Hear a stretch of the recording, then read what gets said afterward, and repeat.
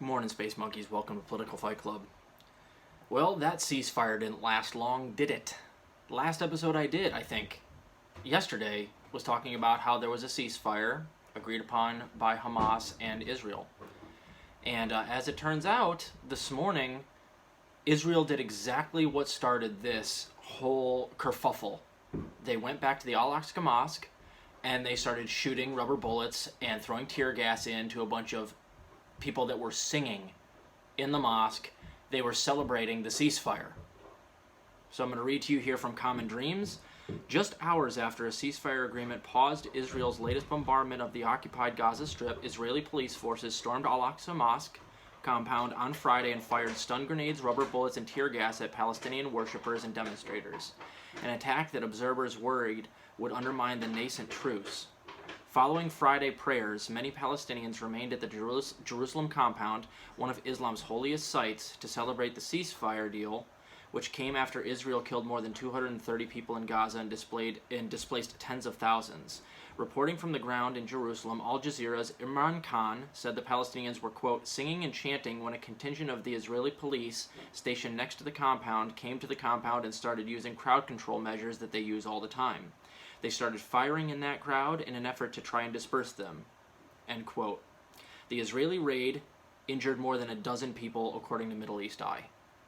So, I mean, I hate to say I told you so, guys. This is one of those things that frustrates me to high hell because, like, of course, this is exactly what I said would happen. And what they said was the Israelis claimed that they were rioting.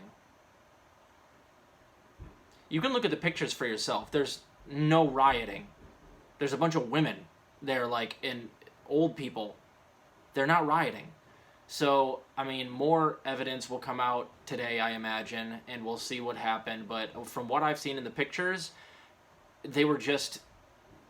It was exactly like the first time they went into the mosque. They just went in there and there's a bunch of people peacefully praying and celebrating the ceasefire itself, and they just started shooting them with rubber bullets. So 12 people are injured.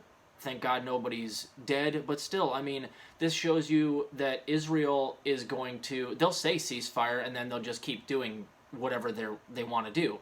Why? Because they can operate with impunity. Why? Because they know Joe Biden's not going to do diddly to stop them. So, Joe Biden's enabling genocide, Netanyahu is committing genocide, and the best that we can do is just keep the pressure on and, get our government to cut off Israel. We need to implore BDS tactics, boycott, divest, and sanction, and cut off Israel. No more weapons, no more money, no more aid until the Palestinians can live safely and we get everybody to the table and get this thing actually solved. That's the only way forward.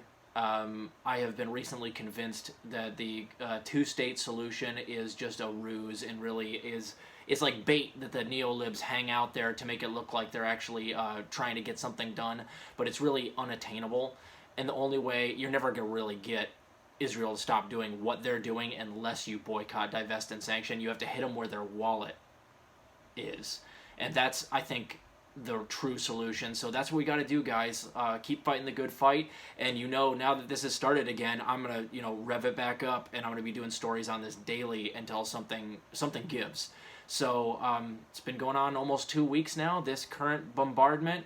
And like I said yesterday, if Israel can't find a reason to shoot the Palestinians and bomb them, they'll manufacture one. And that seems to be what they're doing here. They say, oh, they're rioting. They go in and they start shooting them. And then if we find out later that there was no riot, Israel just lied, like they did with saying there was Hamas inside the Al Jazeera and Middle East Eye and AP building. They'll just make up whatever rationale they want to get the bombing done and then say, whoopsie, afterwards, and they know that Joe Biden's not going to do anything about it, so they'll just get away and operate with impunity like they have been. So that ceasefire was essentially meaningless. Big surprise. And they didn't even last 24 hours. I don't even think they lasted 12 hours. So, no surprises there, guys. We must do our best to block the money going to Israel. Bernie and AOC have taken steps to do that in Congress. Do I think that it's going to work? No, I don't.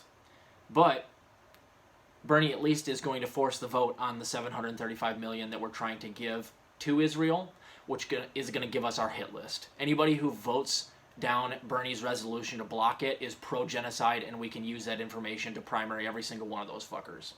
So keep fighting the good fight. I'll keep you guys up to date.